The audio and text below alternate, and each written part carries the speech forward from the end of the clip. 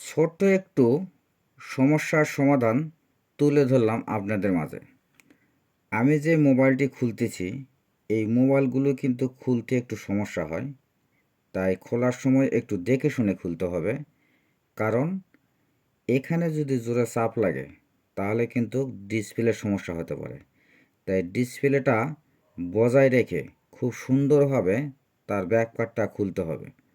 আর এই ব্যাক পার্টটা খুললেই আমি কিন্তু এখানে স্ক্রু পাবো। আর এই স্ক্রু খুললে আমি ম্যানুয়ালি এর ভিতরে যে মেশিনটা আছে সেই মেশিন পর্যন্ত পুঁছতে পারবো। আমি কিন্তু খুব সুন্দরভাবে তলাটা খুললাম। এখন এখানে স্ক্রুপগুলো খুলবো। একটি টাচ সেটের অনেক স্ক্রুপ থাকে। আর এই স্ক্রুপগুলো খুব ঠান্ডা মাথায় ধীরে ধীরে খুলতে হয়।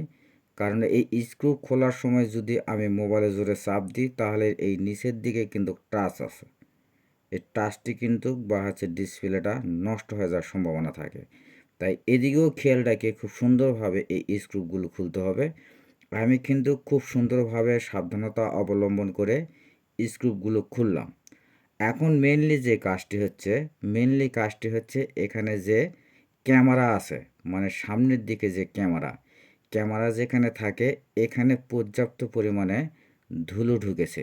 এখন এই ধুলো ঢোকার কারণে যে সেলফি ছবি তুলবে, সেই ছবিটা তোলার সময় ছবিটা ঘোলা ঘোলা হচ্ছে।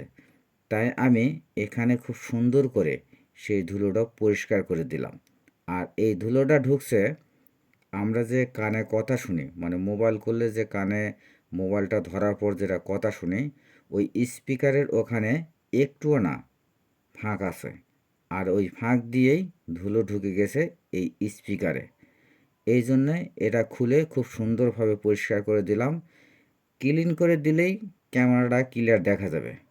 তাই সুন্দরভাবে পরিষ্কার করে দিয়ে যেখান থেকে যে স্ক্রু যেভাবে খুলছি, আবার সেখানে সেভাবে স্ক্রু লাগানোর চেষ্টা করতেছি।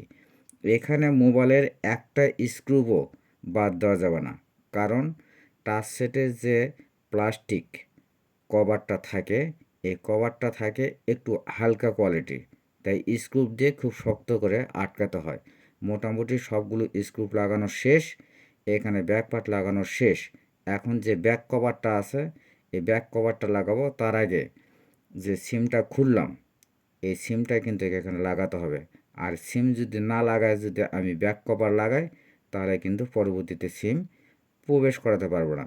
কারণ ব্যাক কভার লাগালে সম্পূর্ণগুলো ঢেকে যাবে। তাই সিমটা লাগানোর পর ব্যাক কভার লাগালাম। আমি এখন ট্রাই করে দেখব কতটা ক্লিয়ার হলো। খুব সুন্দরভাবে ক্লিয়ার হয়ে গেছে, কাজ সম্পূর্ণ করতে পারলাম।